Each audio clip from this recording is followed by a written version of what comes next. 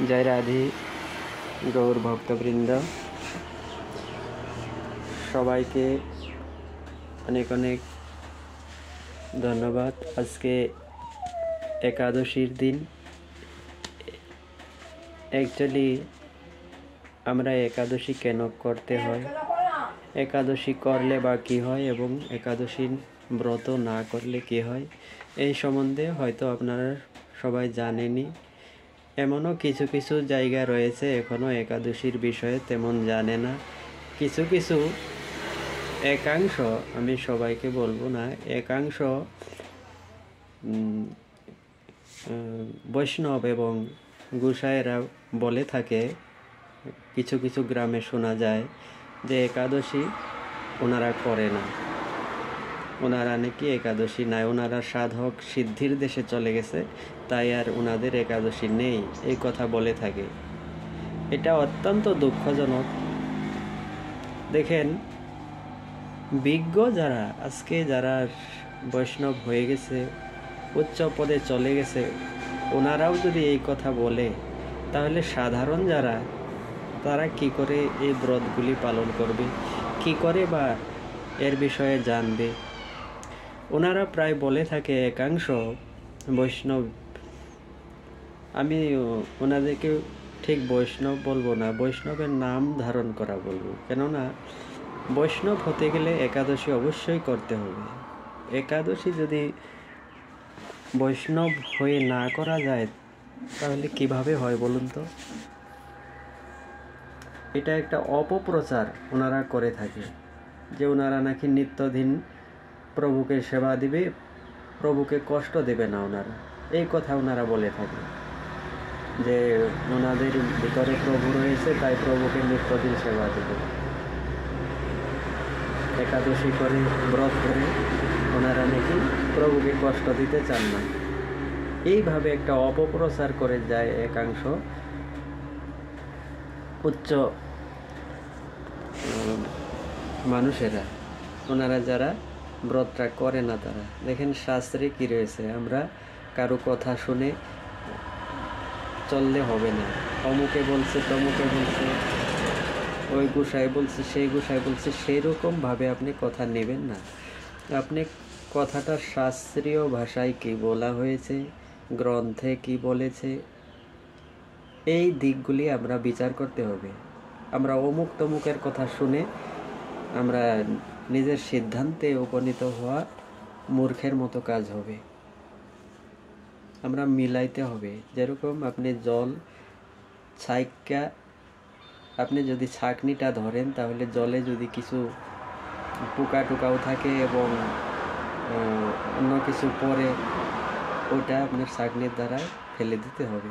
তাই যত বড় মানুষই আপনাকে যে কোনো উপদেশ দেখ না কেন, আপনি সেটাকেও ছাঁকনি মারতে হবে। যদি সম্পূর্ণ সেটা শুদ্ধ কথা, এখন ধরেন বিশুদ্ধ জল একটাকে যত ছাঁকলেও বিশুদ্ধই হবে, ওটাকে যতই ফিল্টার করেন, ওটার থেকে কোনো খারাপ বস্তু বাহির হবে না, বা ওটাতে কোনো খাত নেই।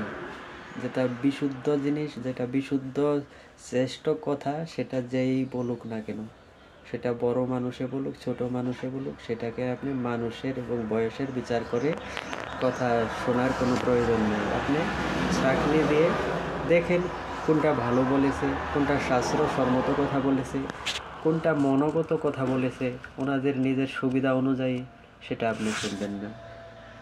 যাই হোক, ওগুলা বলে সময় আপনাদেরকে অতিরিক্ত নেব না। বলা হয়েছে একাদশী, একাদশীটা এটা আগে রাজা মহারাজারাও একাদশী ব্রত করতেন, অম্বরীশ মহারাজা এই ব্রত করতেন, এবং মণি ঋষির থেকে ধরে সবাই এই ব্রত করতেন। দেখেন, এই ব্রত যে খালি বৈষ্ণবীয় ব্রত তেমন না, তার থেকে সাধারণ মানুষ সবাই করতে পারে এই ব্রত। এখন প্রথমেতে আমি বাস্তব ক্ষেত্রে বলবো। দেখেন, একাদশী শব্দের মূলত অর্থ হলো 11, একাদশ। আমরা প্রথমে দেহের দিক দিয়ে যদি দেখি, আমাদের 10টা ইন্দ্রিয় এবং একটি মন, 10 মনকে যদি আপনি যোগ করে দেন 11 হয়ে গেল।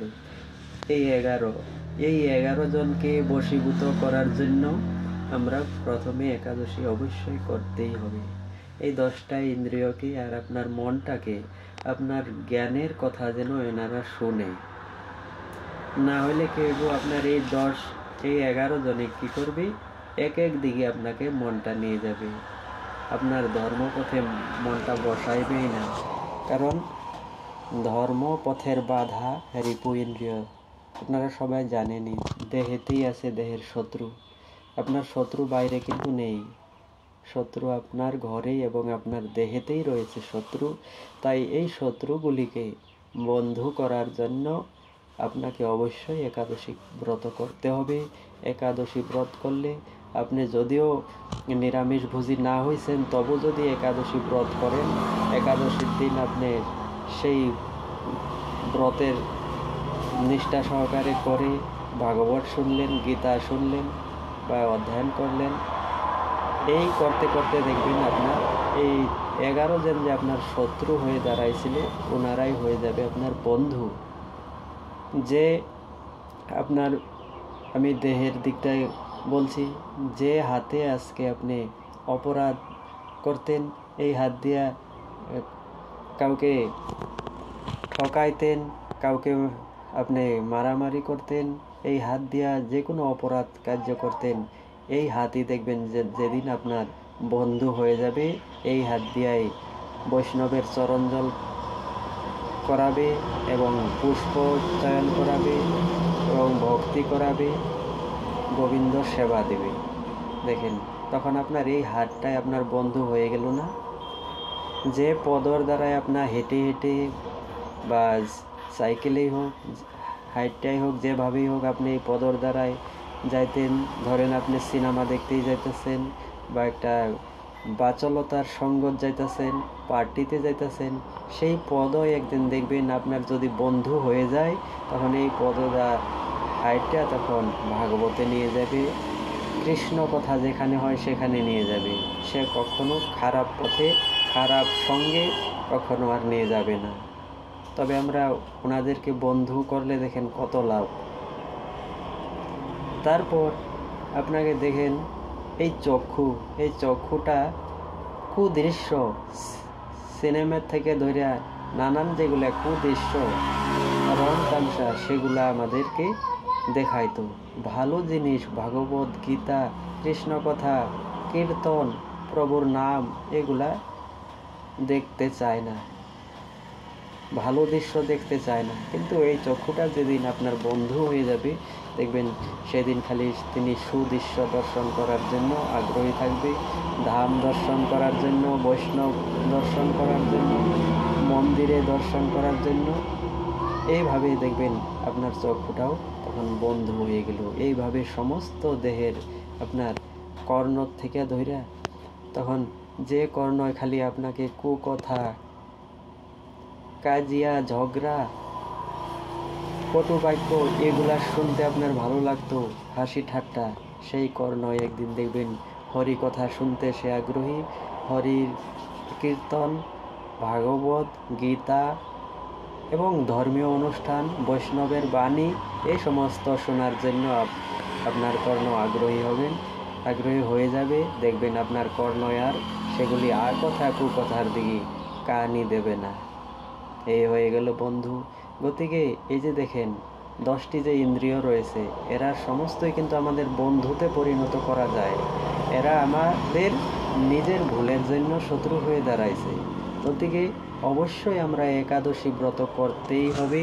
একাদশী ব্রত করতে করতে দেখবেন সেই ভিতর থেকে আপনার জ্ঞানের বাতি যখন জ্বলে যাবে, তখন অন্ধকার দূরীভূত হইয়া ওনারা চৈতন্যর দেশে ফিরে আসবে।